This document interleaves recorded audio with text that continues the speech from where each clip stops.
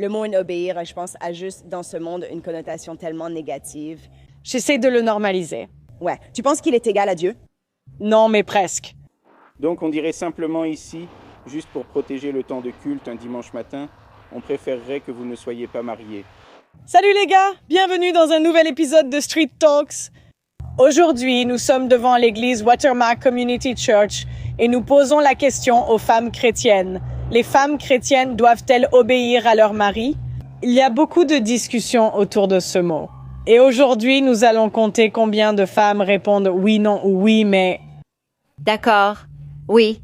Eh bien, je ne sais pas pour le mot obéir, mais ils sont certainement le chef de la famille. Nous sommes nous avons une structure d'autorité. Donc, c'est Dieu, puis ton mari, puis toi. Donc, il te protège, mais vous êtes égaux en termes de valeur en tant qu'êtres humains. Et vous comptez l'un sur l'autre et vous vous soumettez l'un à l'autre comme vous le feriez envers le Christ. Est-il acceptable que les femmes disent à leur mari quoi faire? Les maris devraient absolument demander et valoriser notre avis pour que tu puisses donner ton opinion. Mais au final, c'est eux qui prennent la décision finale. Et c'est normal. Alors, quelle est ta réponse? Ma réponse, c'est que tout dépend de l'homme. Je crois qu'il faut être aligné avec le Saint-Esprit, avec Dieu. Et puis, si un homme obéit à Dieu par nature, il n'a pas besoin d'exiger que la femme obéisse, ça vient naturellement. Donc, s'il s'aligne avec tout ce que le Seigneur dit, que Dieu dit, que sa parole dit, par nature, la femme obéira à l'homme. Tout comme les commandements de Dieu, tu sais, tu ne tueras point. Quand nous sommes alignés avec le Seigneur, tout se met naturellement en place. Donc oui, je le crois, tant que l'homme reste aligné avec Dieu et avec la parole de Dieu. Il n'y a ni bonne, ni mauvaise réponse, ni piège. Nous voulons simplement connaître la vie des gens. Les femmes chrétiennes doivent-elles obéir à leur mari? Pourquoi ou pourquoi pas? Je trouve que la question est formulée de façon étrange parce que je ne pense pas qu'il s'agisse d'obéir. Ce sont des partenaires. Donc, mari et femme sont partenaires dans le mariage. Et donc, quand ils font une alliance l'un avec l'autre, c'est de la même manière que cela représente la Trinité, c'est-à-dire Dieu le Père, Dieu le Fils, Dieu le Saint-Esprit. Et donc, le Fils s'est soumis au Père. C'est pour cela qu'il est mort sur la croix pour nos péchés. Il s'est donc soumis à lui, mais il n'y a aucune différence entre Dieu le Père, le Fils et le Saint-Esprit, car ils ne font qu'un, un Dieu trinitaire. Donc, c'est une représentation de Jésus envers Dieu. Donc, c'est une question formulée de façon étrange, parce que les femmes n'obéissent pas simplement à leur mari, mais de la même manière que le Christ s'est soumis à son Père, une femme se soumettrait à son mari. Cependant, un homme pieux qui se soumet, qui donne sa vie comme le Christ, alors il ne serait en aucun cas dominateur, abusif ou quoi que ce soit de ce genre. Donc, ils travaillent ensemble. C'est pour ça que c'est une question formulée de façon étrange. Est-ce que ça a du sens? Qu'est-ce qui est formulé de façon étrange dans cette question? Qu'est-ce qui ne va pas avec le mot obéir? Parce que obéir signifie immédiatement qu'il y a un maître et que, tu vois, il faut faire ce que cette personne dit de faire. Mais ce n'est pas ce que la Bible enseigne. Est-ce que ça a du sens? Donc ça n'enseigne pas d'obéir à son mari en toutes choses? Non, ce n'est pas le cas. D'accord, qu'est-ce que ça dit? Ça dit de se soumettre. Et donc, si tu comprends ce que veut dire se soumettre, c'est presque comme céder à quelque chose. Donc, c'est comme, eh bien, de la même façon que tu céderais le passage. Ce n'est pas un arrêt total ou définitif, mais une insertion dans la circulation, le fait de céder le passage, semblable à la façon dont Jésus se soumet au Père. Et donc, c'est un mot différent d'obéir quand tu regardes les différentes définitions et tout ça. On demande simplement, les femmes chrétiennes doivent-elles obéir à leur mari? Pourquoi ou pourquoi pas? Je pense que quand tu te maries, oui, tu devrais obéir à ton mari. Je pense qu'on appelle aussi cela, en tant que femme chrétienne, comme il en est question dans la Bible, d'obéir à leur mari et de suivre leur direction. Cela ne leur enlève rien en tant que femme, en tant qu'épouse, mais oui, qu'elles suivent la direction de leur mari, c'est ce à quoi elles sont appelées dans la Bible. Mais que penses-tu de la question? Obéir, ne pas obéir? Donc pour moi, je pense que c'est le mot doivent. Je pense qu'en dehors de...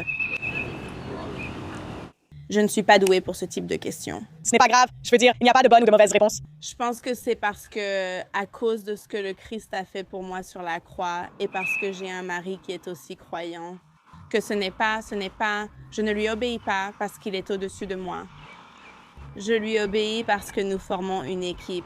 Ce n'est pas qu'il est au-dessus de moi d'aucune manière. Eh bien, qu'est-ce qui ne va pas avec le fait qu'il soit au-dessus de toi? Pourquoi est-ce que ce serait une mauvaise chose? Je veux dire, je suppose que ça ne le serait pas? Oui, oui. Je veux dire, s'il dirige comme le Christ dirige l'Église, alors, pourquoi ne voudrais-je pas le suivre? Penses-tu que tu peux être obéissante et quand même dire à un homme quoi faire? Absolument. Absolument. Je veux dire, je pense que David et moi avons une excellente relation et si jamais je ressens quelque chose, parce que le Saint-Esprit est en moi, si je vois quelque chose qui ne va pas, je dois en parler. C'est mon rôle. Il dit souvent que je suis sa voix de la raison et parfois j'arrive à l'aider à voir les choses différemment. Mais je pense que, en tant que croyant, c'est ce que nous faisons. Vous voulez parler de la question du jour, les gars? Libre arbitre, en Amérique, tu peux faire ce que tu veux. Alors tu penses qu'il devrait ou qu'il ne devrait pas? C'est à toi de décider, le libre arbitre. Alors qui décide s'il suit Dieu? Son cheminement, son amour et sa relation avec le Seigneur. Ses actions parlent plus fort que les mots. Et quel genre d'action diriez-vous? Homme aimant, esprit doux, patient. L'amour est bienveillant, l'amour est bienveillant, l'amour est patient. L'amour n'est pas grossier. L'amour n'exige pas tout. Comme je l'ai dit, tout cela, c'est par les actions. Donc, juste une question. Souvent quand j'entends ça, c'est très vague. Je souhaite quelque chose de précis. Évidemment, la violence n'est pas conforme à Dieu. Par violence, j'entends la frapper. Oui, ou verbal ou mental, c'est la violence, mais c'est aussi un terme large. Oui, mais quoi? Enfin, d'accord, parce que je pense que souvent, on ne parle pas de la violence féminine comme le fait de râler excessivement, de lui dire tout le temps quoi faire. C'est aussi la même chose, oui. Et je pense que dans un mariage, on finit forcément par faire quelque chose d'un peu limite, voire abusif, verbalement, non? Je pense qu'avec le temps, ça arrive forcément. Oui. Alors, comment tu détermines, tu sais, quand tu dois le suivre et quand tu ne dois pas le faire? Je pense C'est un homme, tu vois, il n'est pas parfait. Je pense que c'est là que la femme entre en jeu. Et notre rôle, c'est de prier pour nos maris et de laisser Dieu changer leur cœur pendant qu'il change le nôtre. Donc c'est équilibré, tu vois ce que je veux dire? Je crois qu'on doit accorder la même grâce que celle que Dieu nous a donnée. Et je crois que s'il est un homme de Dieu, il écoutera le Saint-Esprit. Et c'est là que nous, les femmes, je crois vraiment que, tu sais, les femmes ont un grand rôle, tu vois? Et notre rôle, c'est d'obéir à Dieu et d'obéir à nos maris. Cependant, pas au point où cela devient de la manipulation, où, tu sais, c'est là qu'il faut vraiment croire. C'est là que l'unité intervient, tu vois? Je pense que c'est une belle chose que les femmes utilisent leurs dons pour prendre soin des autres femmes. Mais le problème, c'est que s'il y a des études bibliques où il y a des commérages et tout ça, alors oui, on devrait le dénoncer parce que c'est un péché. Existe-t-il un verset évoquant le silence des femmes au fond de l'Église? Mais est-ce que tu connais le contexte de ça? Quel est le contexte? Je demande car tu le cites. Tu connais le contexte ou tu choisis juste ce qui t'arrange? Je choisis toujours ce qui m'arrange. D'accord, pourquoi ça? Pourquoi tu choisis toujours ce qui t'arrange? Alors pourquoi ne me donnes-tu pas le contexte? Oui, mais tu l'as utilisé. Donc j'essayais de te demander. Je choisis simplement ce qui m'arrange. D'accord. Donc, quand tu regardes le contexte de ça, c'est parce que ces femmes-là étaient en train de commérer. Elles étaient source de division, ces femmes-là en particulier. Et donc, il y a des passages dans les Écritures qui sont prescriptifs et d'autres qui sont descriptifs. Donc, c'est soit qu'ils nous prescrivent quelque chose, soit qu'ils décrivent simplement une situation. Les femmes d'aujourd'hui ne sont pas commères. Pas toutes. Je n'ai jamais connu de femme qui ne colporte pas de ragots. D'accord. Donc, toi aussi, tu fais des commérages? Toutes les femmes le font. D'accord. Je pense que les commérages, c'est différent. Tu ne le fais pas, tu ne le fais pas, tu ne fais jamais de commérage? Non, si ça m'arrive, là, je demanderai pardon. Ici, on a ce qu'on appelle le principe des 24 heures. Par exemple, si je viens et que je dis « Hey, Suzy, ici, elle m'énerve » ou peu importe, on encourage vraiment les gens à dire « Hey, on veut que tu ailles parler directement à cette personne. » Si tu vas parler d'elle ici ou si tu es frustré contre elle ou fâché contre elle, on t'encourage à aller avoir cette conversation avec elle. C'est ce qu'on va t'encourager à faire parce qu'on croit vraiment que les commérages créent de la division. Oui, je suis totalement d'accord. J'ai du mal à croire qu'il y ait des femmes spéciales dans cette église qui soient différentes des femmes ailleurs ou dans d'autres églises. Les femmes chrétiennes doivent-elles obéir à leur mari? Pour moi, oui, et ça vaut dans les deux sens. Parce que je crois que les maris doivent honorer leurs femmes et je crois que les femmes doivent obéir à leur mari. Mais au final, nous devons tous obéir au Christ et faire ce que la Bible nous a demandé de faire. Je ne pense pas que ce soit un terme négatif de dire d'obéir à sa femme ou d'obéir à son mari ou que les enfants obéissent à leurs parents. Je pense que c'est biblique. Donc oui, je dirais que ce n'est pas différent de notre devoir d'obéir à Dieu, que les femmes doivent honorer leur mari et les hommes les hommes doivent honorer leurs femmes. Tu ressens ça, mais nous sommes tous privés de la gloire de Dieu chaque jour, non? Oui, mais les femmes, c'est pire. Les femmes sont pires que les hommes corrects. Pourquoi tu crois ça? J'ai des yeux. D'accord. Donc tu crois que certains péchés sont plus graves que d'autres, c'est ça? Je dirais simplement que les femmes, avorter 1/8 de la population mondiale, c'est très grave. Donc je dirais que les femmes pêchent ouvertement, elles s'habillent à moitié nues pour aller à l'église. Je ne sais pas, je ne parle pas de vous, vous avez en fait été plutôt bien, mais en général, voilà. Les femmes détiennent le plus grand pouvoir d'achat et le plus grand pouvoir politique dans la société. Et le problème, c'est qu'on voit un peu ce qui se passe quand les femmes obtiennent du pouvoir. 1/3 des femmes ont une MST, 1/8. 1/3 des femmes... Attendez, pardon, je me trompe. L'un, c'est 1/3, l'autre, c'est 1/4. 1/4 des femmes ont une MST, 1/3 ont subi un avortement. 1/8 de la population mondiale a été avortée. Nous croulons sous les dettes. Nous avons des habitudes de consommation excessives et ce n'est tout simplement pas la même chose pour les hommes. Que dis-tu des hommes? Ils n'avortent pas 1/8 de la population mondiale. Mais est-ce qu'ils le soutiennent? Est-ce qu'ils le financent? Non, parce que ce sont surtout les femmes qui votent pour ça. Ils doivent le financer. Ils n'ont pas le choix. Ça provient souvent de l'argent des contribuables. Comme dans plusieurs États, cela vient toujours, par exemple, des soins de santé pour les femmes. Je veux dire, le fait est que nous vivons dans un monde déchu et brisé où existe l'avortement, la maltraitance, la pornographie et toutes ces choses. Comme la Bible nous dit que des choses comme ça vont arriver puisque nous vivons dans un monde déchu et brisé. Et c'est pour ça que nous, en tant que croyantes, en tant que chrétiennes, au lieu de simplement dénoncer le péché et d'être des chasseuses de péché, nous voulons leur offrir la grâce de Jésus et leur dire « Hé, il y a le pardon des péchés, il y a la grâce, il y a la miséricorde. » Ici, on dit « Si c'est ton histoire, viens rencontrer le véritable guérisseur, Jésus. » On peut souligner les mauvaises choses. Je ne suis pas contre. Tu as demandé pourquoi je pense que les femmes pêchent plus. Pour moi, les hommes sont plus proches de Dieu. D'accord. Je veux dire, ça correspond à l'ordre du monde, non? Dieu, les hommes, les femmes, les enfants. Quand tu poses ces questions, tu trouves que ça apporte quoi? À quoi ça sert? Et avec ta chaîne YouTube, enfin tout ça, qu'est-ce que tu espères au juste? J'aime faire réfléchir les gens. Pour moi, je ne comprends pas pourquoi le mot « obéir » est si controversé. Donc, et je pense qu'il y a beaucoup de débats en ligne. Et j'aime vérifier si ce qu'on trouve en ligne reflète la réalité. J'aime aussi rencontrer les gens en personne. Mon but n'est pas de piéger ou de faire mal paraître qui que ce soit. Je ne peux pas contrôler comment les petites chaînes coupent mes vidéos, tu vois, mais moi je publie l'intégralité. Donc, oui? Non, totalement. Et je ne pense pas que tu sois combative ou quoi que ce soit. Je ne le vois pas du tout, ni ne l'entends. Comment une femme peut-elle obéir si c'est elle qui commande? Je ne sais pas si c'est elle qui lui dit quoi faire. Eh bien, dans l'exemple des tâches ménagères. L'exemple des tâches ménagères, faire ce que les tâches ménagères demandent, oui. Si tu dis que tu es obéissante. Je pense qu'on complique vraiment quelque chose qui n'est pas compliqué. Comme tu dis que les 51% devraient aller au plus haut niveau de désaccord possible.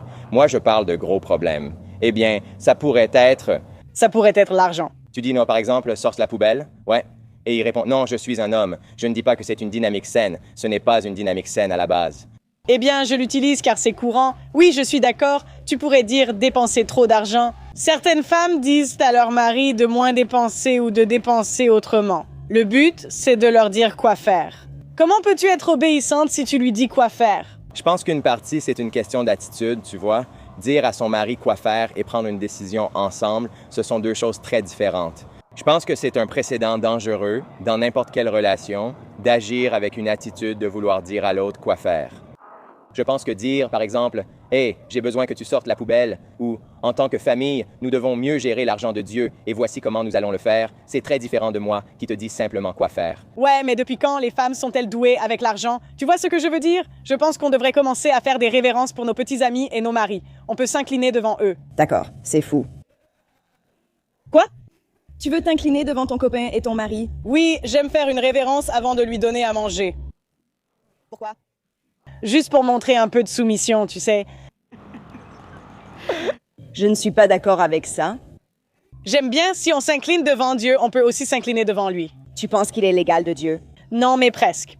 Les Écritures nous disent de ne pas avoir d'autre Dieu ni d'idole. C'est pour ça que j'ai dit juste en dessous. Juste en dessous. Oui, juste en dessous. Eh bien, d'accord, Pearl, c'est ça? Oui, oui. D'accord, eh bien, c'était un plaisir de te rencontrer. Ravi de te rencontrer. Oui, je suis contente qu'on ait pu discuter. Alors, dernière question. Si le pasteur dit une chose à la femme et que le mari en dit une autre, qui doit-elle écouter?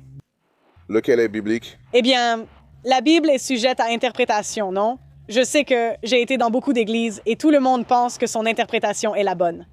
Donc, je ne pense pas qu'on puisse s'asseoir ici et dire que c'est noir ou blanc, parce qu'il y a tellement de débats à ce sujet. Donc, je dis, le pasteur dit une chose, le mari en dit une autre. Qui devrait-elle écouter? Je dirais. Ils interprètent tous les deux de manière différente. Eh bien, je pense que les spécialistes y reviennent au fil du temps et débattent de la Bible. Je pense que si c'est interprété comme les paroles de Jésus et que c'est correctement interprété, je dirais que celui qui est biblique. D'accord, mais elle doit en choisir un. Elles disent toutes les deux qu'elles sont bibliques. Je veux dire, ça dépendrait de chaque cas, mais ça reviendrait à la vérité et au livre de Dieu. Que penses-tu des femmes qui disent à leur mari quoi faire? Peux-tu toujours être obéissante si tu dis à ton mari quoi faire? Je pense qu'il y a une façon d'avoir une conversation et d'en discuter et de pouvoir exprimer ce qu'elles pensent dans une situation, donc leur point de vue. Elles ont la possibilité d'avoir cette conversation et d'exprimer leur point de vue ou leur différence dans une conversation, tout comme tu aurais une conversation avec quelqu'un d'autre. Que penses-tu de la question? Je ne suis pas mariée, donc je n'ai pas beaucoup d'opinions, mais je crois que les Écritures disent clairement de se soumettre à son mari. Cela ne signifie pas simplement faire ce qu'ils demandent, car ils doivent aussi prendre soin de leurs femmes et les aimer. Et donc, c'est comme Jésus est la tête de l'Église, de la même façon, c'est l'homme qui est la tête du foyer. Pourtant, les femmes sont là comme aide et comme complément. Je pense que c'est en fait magnifique. Une forme de collaboration. Je ne suis pas mariée. Tu publies ça quelque part? Oui, sur YouTube? D'accord. Quand tu demandes aux gens de parler, est-ce que tu leur dis qu'ils vont passer sur YouTube ou quelque chose comme ça? Oui, c'est évident avec un micro et une caméra, mais comme c'est un État où le consentement d'une seule partie suffit, c'est une propriété publique. Totalement. Ma réponse courte serait que j'espérerais qu'une femme chrétienne et un homme chrétien travaillent ensemble en équipe dans le cadre du mariage. Est-ce que ça répond à la question? Est-ce que ça compte? Penses-tu que les femmes chrétiennes doivent obéir à leur mari? Comment définis-tu l'obéissance? Se soumettre à... Comme par exemple être inférieure. Bien sûr. Les femmes chrétiennes ne sont pas forcément inférieures à leur mari. Cependant, il y a un verset dans la Bible qui dit que tu dois honorer ton mari et que le mari doit honorer sa femme. Donc, cela prend la forme d'une sorte d'obéissance, de les considérer comme l'homme de la maison ou comme celui qui a peut-être le plus de poids dans les décisions. Mais l'homme a aussi cette responsabilité envers la femme. Est-ce à une femme de dire à un homme ce qu'il doit faire? Non. C'est plutôt bien, en fait. D'accord, je vais juste contacter la chaîne YouTube. Je suis célibataire et pas la meilleure personne à qui poser cette question, mais j'ai l'impression que beaucoup restent très indépendants, même célibataires. Et même en tant que femme, je cherche un homme qui, je suppose, est fort et qui veut prendre les choses en main. Voilà tout ce que j'ai à dire. Que penses-tu des femmes disant à leur mari de faire les tâches de la maison? Je pense qu'ils devraient vraiment le faire. C'est une question de respect mutuel. Donc, j'espère que l'homme sera prêt à aider pour le bien du foyer, mais ça devrait aussi venir des deux personnes. La dernière avant que le vent nous emporte. Trouves-tu normal que les femmes donnent des directives à leur mari? Non, pas comme ça. Je pense qu'il y a une façon de faire. Tu peux suggérer, dire, tu sais chérie, et si on faisait ça, mais pas leur dire quoi faire. Je n'y crois pas. Bon, d'accord, les amis, merci d'avoir regardé. Le temps va nous forcer à partir aujourd'hui, donc on doit y aller. Mais merci beaucoup d'avoir regardé. Dites-moi ce que vous en pensez dans les commentaires. Pas de critiques envers les personnes interviewées. Gardons une bonne ambiance pour encourager leur participation. Partagez vos avis en commentaire avec respect. Likez la vidéo. À la prochaine.